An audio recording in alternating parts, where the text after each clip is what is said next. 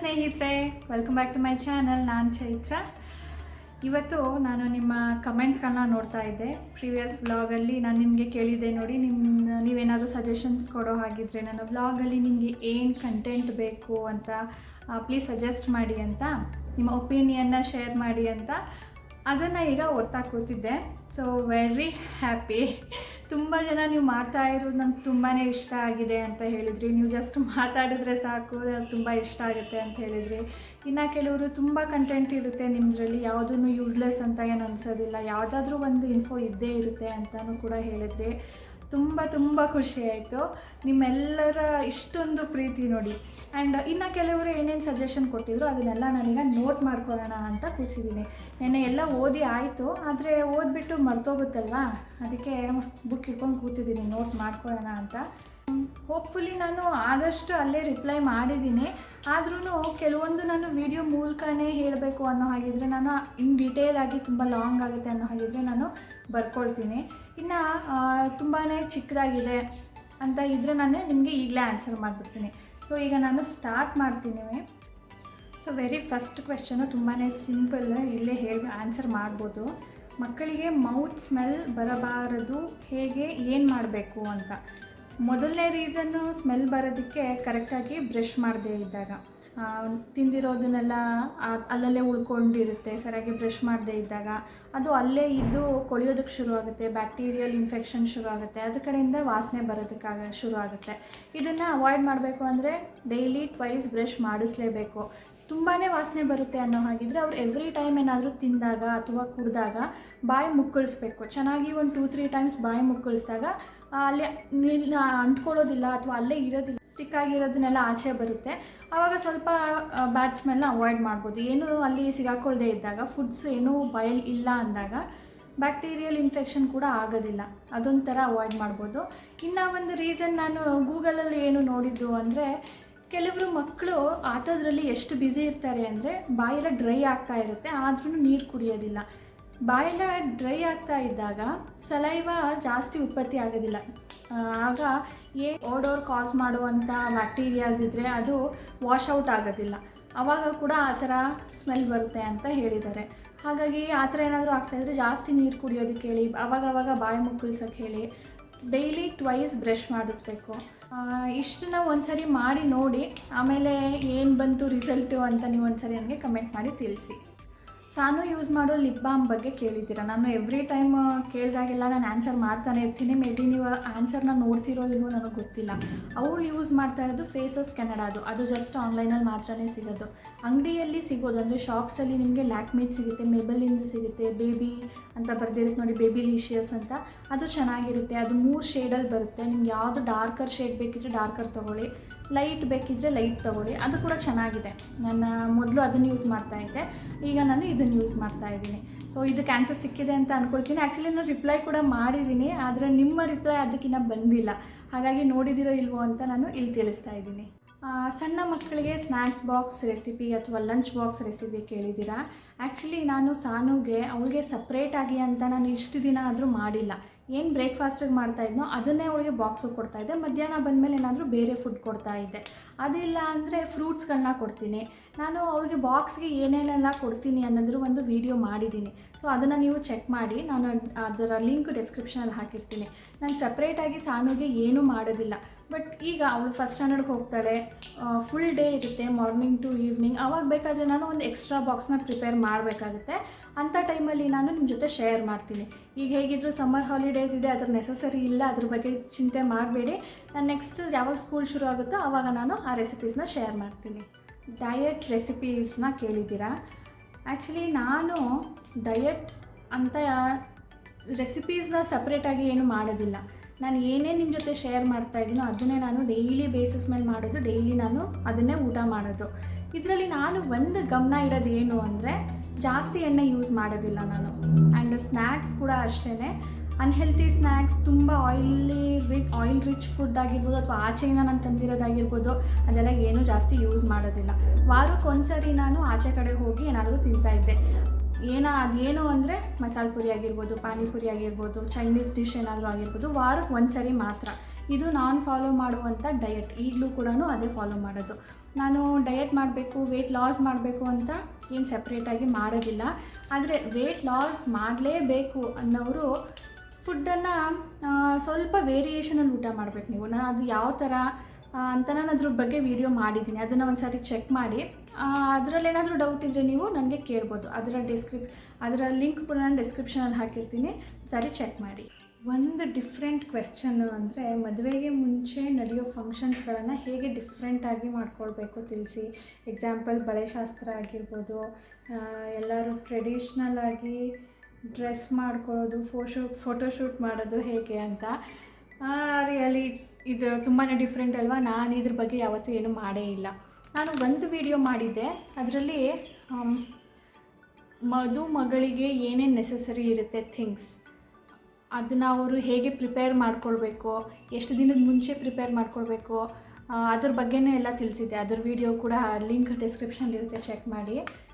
To B ಬ್ರೈಡ್ಸ್ಗೆ use ಆಗುತ್ತೆ. ಅಂದರೆ ಎಷ್ಟು ತಿಂಗಳು ಮುಂಚೆ ನೀವು ಪ್ರಿಪ್ರೇಷನ್ ಶುರು ಮಾಡ್ಕೊಳ್ಬೇಕು, ಅದು ಸ್ಕಿನ್ ಕೇರ್, ಹೇರ್ ಕೇರ್, ನಿಮ್ಮ ಬ್ಯಾಗೇಜ್, ನಿಮ್ಮ ಮೇಕಪ್ ಕಿಟ್ ಎಲ್ಲನೂ ಕೂಡ ಹೇಳಿದ್ದೀನಿ ಅದರಲ್ಲಿ. ಓಕೆ, ಇದು ಹೇಗೆ ಅಂದರೆ ನಮ್ಮ ಮನೇಲಿ ಬಳೆ ಶಾಸ್ತ್ರ ಅಂತ ಏನು ಮಾಡೋದಿಲ್ಲ. ಮದುವೆ ದಿನ ಅಂದರೆ ಧಾರೆ ಬೆಳಿಗ್ಗೆ ನಮಗೆ ಬಳೆ ಶಾಸ್ತ್ರ ಮಾಡೋದು. ಇನ್ನು ಮದುವೆಗೆ 2 ದಿನ ಇದೆ ಅನ್ನೋ ಟೈಮಲ್ಲಿ ಮನೆಯಲ್ಲಿ ಮೊದಲನೇ ನೀರು ಅಂತ ಅಮ್ಮನ ಮನೆಯಲ್ಲಿ ಮಾಡ್ತಾರೆ.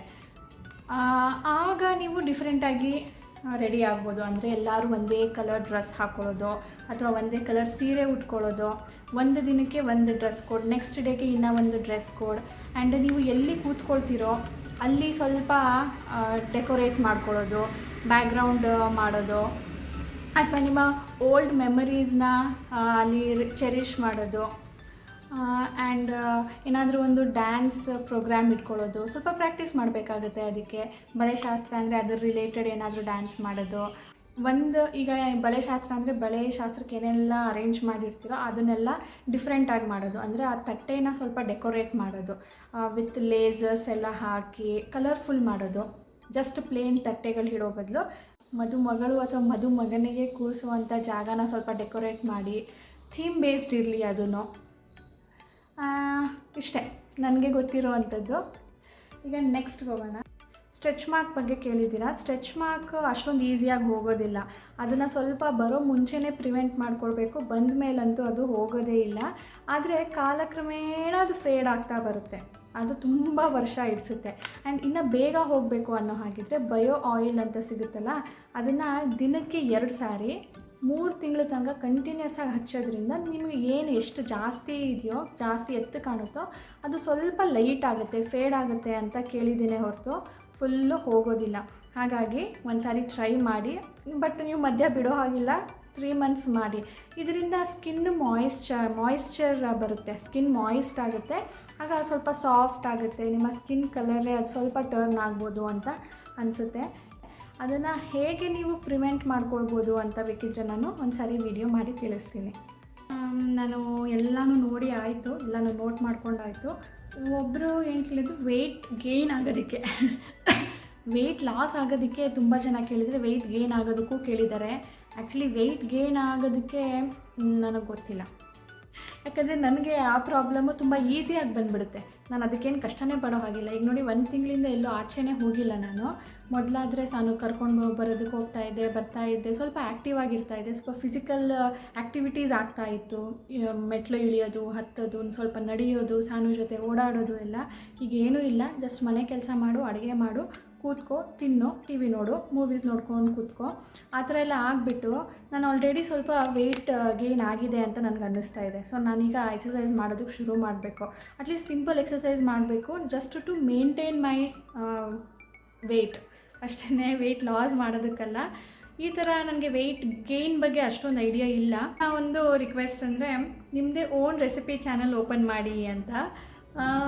ನೋಡೋಣ, ನಾನು ವ್ಲಾಗ್ಸಲ್ಲೇ ಶೇರ್ ಮಾಡ್ತಾ ಇರ್ತೀನಿ. ಅಂದರೆ ಸಪ್ರೇಟಾಗಿ ನಾನು ಜಸ್ಟ್ ಅದನ್ನೇ ಮಾಡಿಬಿಟ್ರೆ ನಾನು ಇದರಲ್ಲಿ ಏನು ಶೇರ್ ಮಾಡಲಿ. ಬರೀ ಸ್ಕಿನ್ ಕೇರ್ ಅಂದರೆ ತುಂಬ ಜನಕ್ಕೆ ಬೇಜಾರಾಗ್ಬೋದು. ಆ್ಯಕ್ಚುಲಿ ಸ್ಕಿನ್ ಕೇರ್ ಮಾಡ್ಕೊಂಡಿಲ್ಲ ಅಂದರೆ ಎಷ್ಟು ಪ್ರಾಬ್ಲಮ್ ಆಗುತ್ತೆ ಗೊತ್ತಾ, ಅದನ್ನು ನಿಮಗೆ ಎಕ್ಸ್ಪ್ಲೇನ್ ಮಾಡ್ತೀನಿ ಒಂದಿನ. ಈಗ ನಾನು ಎಲ್ಲ ಕ್ವೆಶನ್ಸ್ ಬರ್ಕೊಂಡಿದ್ದೀನಿ, ಓದ್ಬಿಡ್ತೀನಿ ಒಂದು ಸಾರಿ. ಓಕೆ, ನಾನು ಯಾವುದಾದ್ರೂ ಮಿಸ್ ಮಾಡಿದ್ದೀನ, ನಿಮ್ಮ ರಿಕ್ವೆಸ್ಟ್ ಏನಾದರೂ ಇದ್ದರೆ ಅದಕ್ಕೆ ಆ್ಯಡ್ ಮಾಡಿ. ಸೊ ಮೇಕಪ್ ರಿಲೇಟೆಡ್ ವಿಡಿಯೋಸ್ ಅಂತ ಕೇಳಿದ್ದಾರೆ.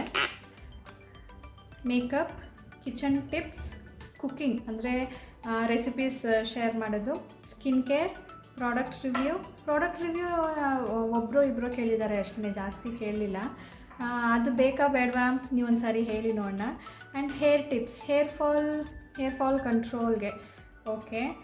Beauty tips and skin care ಎರಡು ಬೇರೆನಾ ಸೇಮಾ ಗೊತ್ತಾಗ್ತಿಲ್ಲ. ಬ್ಯೂಟಿ ಟಿಪ್ಸ್ ಅಂದರೆ ಯಾವ ಥರದ್ದು ಅಂತ ಸ್ಪೆಸಿಫೈ ಮಾಡೋ ಹಾಗಿದ್ರೆ ಪ್ಲೀಸ್ ಮಾಡಿ. And diet recipes, weight loss tips, okay, ಅದ್ರ ಬಗ್ಗೆ ಒಂದು ವಿಡಿಯೋ ಮಾಡ್ತೀನಿ. ಆ್ಯಂಡ್ ಡಿ ಐ ವೈ ಯಾವ ಥರದ್ದು ಮನೆ ಡೆಕೋರೇಟ್ ಮಾಡೋ ಅಂಥದ್ದು ಯಾವುದು ಗೊತ್ತಾಗಲಿಲ್ಲ. ನಾನೇನು ಡಿ ಐ ವೈಸ್ ಮಾಡಿದ್ದೀನೋ ಅದ್ರ ಬಗ್ಗೆ ನಿಮ್ಗೆ ಇನ್ಫೋ ಬೇಕು ಅಂತ ಕೇಳಿದರೆ ಅದನ್ನು ನಾನು ಶೇರ್ ಮಾಡ್ತೀನಿ. ನಾನು ಆಲ್ರೆಡಿ ಯಾವ್ದು ಮಾಡಿದ್ದೀನೋ ಅದನ್ನು ನಿಮಗೆ ಎಕ್ಸ್ಪ್ಲೇನ್ ಮಾಡ್ತೀನಿ. ಆ್ಯಂಡ್ ಅದೇ makeup, cooking, fun videos and challenges, makeup challenges, cooking challenge, eating challenge, ಆ ಥರ ಏನಾದರೂ ಫನ್ ವೀಡಿಯೋಸ್ ಮಾಡಿ ನಮಗೂ ಸ್ವಲ್ಪ ಸ್ಟ್ರೆಸ್ ಬರ್ಸ್ಟ್ ಥರ ಆಗುತ್ತೆ ಅಂತ ಹೇಳಿದ್ದಾರೆ. ಇದನ್ನು ಎಷ್ಟು ಜನ ಒಪ್ಕೊಳ್ತೀರಾ ಹೇಳಿ. ಇದು ಬಿಟ್ಟು ಯಾವುದಾದ್ರೂ ಇನ್ನೂ ಚಾಲೆಂಜಸ್ ಇದ್ದರೆ ಅದನ್ನು ಕೂಡ ಮೆನ್ಷನ್ ಮಾಡಿ.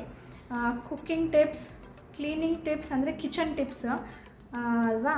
ಆ್ಯಂಡ್ ಫ್ಯಾಷನ್, ಡ್ರೆಸ್ಸಿಂಗ್ ಸೆನ್ಸ್ ಅಂದರೆ ಫ್ಯಾಷನ್ ಅಂದರೆ ಆಬ್ವಿಯಸ್ಲಿ ಶಾಪಿಂಗ್ ಮಾಡೋದು ಇರ್ಬೋದು, ಅಥವಾ ಈ ಟ್ರೆಂಡಲ್ಲಿ ಯಾವುದಿದೆಯೋ ಅದನ್ನು ನಿಮ್ಮ ಜೊತೆ ಶೇರ್ ಮಾಡೋದಿರ್ಬೋದು. ಡ್ರೆಸ್ಸಿಂಗ್ ಸೆನ್ಸ್ ಯಾರಿಗೆ ಯಾವ ಥರ ಇರಬೇಕು ಅಂತ. ಈಗ ನಾನು ಜೀನ್ಸ್ ಬಗ್ಗೆ ನಿಮಗೆ ಹೇಳಿದ್ದೆ, ಜೀನ್ಸ್ ದಪ್ಪ ಇರೋರು ಹೇಗೆ ಚೂಸ್ ಮಾಡಬೇಕು ಅಂತ. ಆ ಥರದ್ದೇನಾದರೂ ನಿಮಗೆ ಸ್ಪೆಸಿಫಿಕ್ಕಾಗಿ ಹೇಳಬೇಕು ಅನ್ನೋಗಿದ್ರೆ ಅದನ್ನು ಕೂಡ ಕಮೆಂಟ್ ಮಾಡಿ. ಬಿಗ್ ಕ್ವೆಶ್ಚನ್, ಮಕ್ಕಳಿರೋ ಮನೆಯಲ್ಲಿ how to control children in summer or activities for kids. ನನ್ನ ಸಾನು ಬಗ್ಗೆ ಸ್ವಲ್ಪ ನನಗೆ ಟೆನ್ಷನ್ ಕಡಿಮೆ ಆಗಿದೆ, ಯಾಕಂದರೆ ಅವ್ಳ ಫ್ರೆಂಡ್ ಇದ್ದಾಳೆ, ಅವ್ಳ ಫ್ರೆಂಡ್ ಇದ್ಬಿಟ್ರೆ ಸಾಕು ಆಟಾಡ್ಕೊಂಡು ಇದ್ಬಿಡ್ತಾಳೆ. ನೋಡೋಣ ಅದಕ್ಕೆ ಏನೇನು ಇದೆ, ಹೇಗೆಲ್ಲ ಮಾಡ್ಬೋದು ನೀವು ಅಂತ ಒಂದು ಲೀಸ್ಟ್ ಮಾಡಿಬಿಟ್ಟು ನಿಮ್ಮ ಜೊತೆ ಶೇರ್ ಮಾಡ್ತೀನಿ. Tourist places of Karnataka. Tourist places ನಾನು ಇಲ್ಲಿ ಕೂತ್ಕೊಂಡು ಗೂಗಲಲ್ಲಿ ಸರ್ಚ್ ಮಾಡಿಬಿಟ್ಟು ನಿಮ್ಗೆ ಹೇಳೋ ಬದಲು ಈ ಲಾಕ್ಡೌನ್ ಎಲ್ಲ ಮುಗೀಲಿ, ನಾವೇ ಒಂದೊಂದು ಪ್ಲೇಸ್ಗೆ ವಿಸಿಟ್ ಮಾಡೋಣ ಅಂತ ಇದ್ದೀವಿ. ಅಲ್ಲಿಗೆ ಹೋದಾಗ ನಾವೇ ಅಲ್ಲಿಗೆ ಹೋಗ್ತೀವಿ, ಅಲ್ಲಿ ಹೋಗಿಬಿಟ್ಟು ನಿಮಗೆ ಇನ್ಫಾರ್ಮೇಷನ್ನ ಕೊಡೋದಕ್ಕೆ ಟ್ರೈ ಮಾಡ್ತೀವಿ. ಆ್ಯಂಡ್ ಅದೇ ಹೇಳ್ದಂಗೆ ಸಣ್ಣ ಇರೋರು, ಉದ್ದ ಇರೋರು, ಶಾರ್ಟ್ ಇರೋರು ಹೇಗೆ ಡ್ರೆಸ್ಸಸ್ಗಳನ್ನ ಚೂಸ್ ಮಾಡಬೇಕು ಅಂತ ಕೇಳಿದ್ದೀರಾ. ಸೊ ಅದನ್ನು ಕೂಡ ಹೇಳೋಣ. ಕಿಡ್ಸ್ ಬ್ರೈನ್ ಬೂಸ್ಟಿಂಗ್ ಗೇಮ್ಸ್, ನಾನು ಸ್ಪೆಸಿಫಿಕ್ಕಾಗಿ ಇದೇ ಥರದ್ದು ಅಂದ್ಕೊಂಡು ನಾನು ಯಾವುದೂ ಡೌನ್ಲೋಡ್ ಮಾಡಿಲ್ಲ. ಆದ್ರೂ ಇದು ಮೊದಲು ಒಂದು ರಿಕ್ವೆಸ್ಟ್ ಇತ್ತು, ಇದನ್ನು ಕೂಡ ಒಂದು ಸಾರಿ ಮಾಡ್ತೀನಿ. Shopping halls, grocery shopping, veggie shopping ಅದನ್ನೆಲ್ಲನೂ ತೋರಿಸಿ ಅಂದಿದ್ದೀರಾ.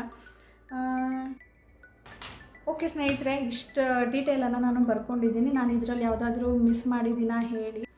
ಸೊ ನೆಕ್ಸ್ಟು ತುಂಬ ಜನ ಇಷ್ಟಪಟ್ಟಿರೋದು ರೆಸಿಪೀಸ್ ನಾವು ಎಷ್ಟೊಂದು ಟ್ರೈ ಮಾಡಿದ್ದೀವಿ ಅಂತ. ಸೊ ಅದಂತೂ ನಾನು ಮಿಸ್ ಮಾಡೋದಿಲ್ಲ, ರೆಸಿಪಿ ಶೇರ್ ಮಾಡ್ತೀನಿ. ಅದರೆಲ್ಲದ್ರ ಜೊತೆ ಇದೊಂದನ್ನು ಆ್ಯಡ್ ಮಾಡ್ಕೊಳ್ತಾ ಹೋಗ್ತೀನಿ ನನ್ನ ಬ್ಲಾಗ್ಗೆ. ಸೊ ಥ್ಯಾಂಕ್ ಯು ಫ್ರೆಂಡ್ಸ್, ನಿಮ್ಮ ಆಲ್ ವ್ಯಾಲ್ಯೂಬಲ್ ಸಜೆಷನ್ಸ್ಗೆ. ಆ್ಯಂಡ್ ಒಬ್ಬರು ಹೇಳಿದರು ಬಿ ಕ್ರಿಯೇಟಿವ್ ಅಂತ. ಕ್ರಿಯೇಟಿವ್ ಅಂದರೆ ಯಾವ ಫೀಲ್ಡಲ್ಲಿ ನನಗೆ ಅರ್ಥ ಆಗಲಿಲ್ಲ. ಅದು ಏನು ಕುಕ್ಕಿಂಗ್ ಮಾಡಬೇಕಾದ್ರೆ ಕ್ರಿಯೇಟಿವಿಟಿನ, ಅಥವಾ ಮನೆ ಕ್ಲೀನ್ ಮಾಡಬೇಕಾದ್ರೆ ಏನಾದರೂ ಕ್ರಿಯೇಟಿವಿಟಿನ, ಅಥವಾ ಏನಾದರೂ ಡ್ರೆಸ್ಸಿಂಗ್ ಸೆನ್ಸ್ ಅಲ್ಲ, ಮೇಕಪ್ ಅಲ್ಲ, ಅದನ್ನು ಪ್ಲೀಸ್ ಸ್ಪೆಸಿಫೈ ಮಾಡಿ. ಓಕೆ, ನಾನು ಕೇಳಿದ್ದೆ ಆದರೆ ಅವರನ್ನು ಹೇಳಿಲ್ಲ. ಇದು ಬಿಟ್ಟು ತುಂಬ ಜನ ನೀವು ಏನು ಮಾಡ್ತಾಯಿದ್ದೀರೋ ಅದು ನಮಗೆ ತುಂಬಾ ಇಷ್ಟ ಆಗ್ತಾಯಿದೆ. ನಿಮ್ಮ ಡೈಲಿ ರುಟೀನ್ ಆಗಿರ್ಬೋದು, ನೀವು ಹೇಗೆ ಮ್ಯಾನೇಜ್ ಮಾಡ್ತೀರೋ ಅದಾಗಿರ್ಬೋದು, ನಿಮ್ಮ ಡೈಲಿ ವ್ಲಾಗ್ಸ್, ನಿಮ್ಮ ವಿಡಿಯೋಲಿ ಏನಾದರೂ ಒಂದು ಇನ್ಫೋ ಇದ್ದೇ ಇರುತ್ತೆ ಅನಿಸುತ್ತೆ. ನೀವು ಏನು ಮಾಡ್ತಾಯಿದ್ರು ಅದನ್ನೇ ಕಂಟಿನ್ಯೂ ಮಾಡಿ, ಏನೂ ಚೇಂಜಸ್ ಬೇಡ. ವಿ ಲವ್ ಯುವರ್ ವ್ಲಾಗ್ಸ್ ಅಂತ ಹೇಳಿದ್ದಾರೆ. Really very thankful to all of them. Thank you ಸ್ನೇಹಿತರೆ. ಓಕೆ, ನಾನೀಗ ಈ ವಿಡಿಯೋನ ಇಲ್ಲಿಗೆ ಎಂಡ್ ಮಾಡ್ತೀನಿ, ಈ ಕ್ವೆಶ್ಚನ್ ಆ್ಯಂಡ್ ಆನ್ಸರ್ ವಿಡಿಯೋನ. ನಾನು ಏನಾದರೂ ಬಿಟ್ಟಿದ್ರೆ ನೀವು ಮೆನ್ಷನ್ ಮಾಡಿ. ಈಗ ಈ ವಿಡಿಯೋನ ಇಲ್ಲಿಗೆ ಎಂಡ್ ಮಾಡ್ತೀನಿ ಸ್ನೇಹಿತರೆ. ಸಿಗೋಣ ಮುಂದಿನ ವೀಡಿಯೋಲಿ. ಸಬ್ಸ್ಕ್ರೈಬ್ ಮಾಡದೆ ನೋಡ್ತಾ ಇದ್ದರೆ ಪ್ಲೀಸ್ ಸಬ್ಸ್ಕ್ರೈಬ್ ಮಾಡ್ಕೊಂಡು ಬೆಲ್ ಬಟನ್ನ ಕ್ಲಿಕ್ ಮಾಡಿ. ತುಂಬ ಜನಕ್ಕೆ ಶೇರ್ ಮಾಡಿ, ಅವರು ಕೂಡ ಸಬ್ಸ್ಕ್ರೈಬ್ ಮಾಡ್ಕೊಳ್ಳಿ. ಸಿಗೋಣ ಮುಂದಿನ ವೀಡಿಯೋಲಿ. ಬಾಯ್ ಸ್ನೇಹಿತರೆ.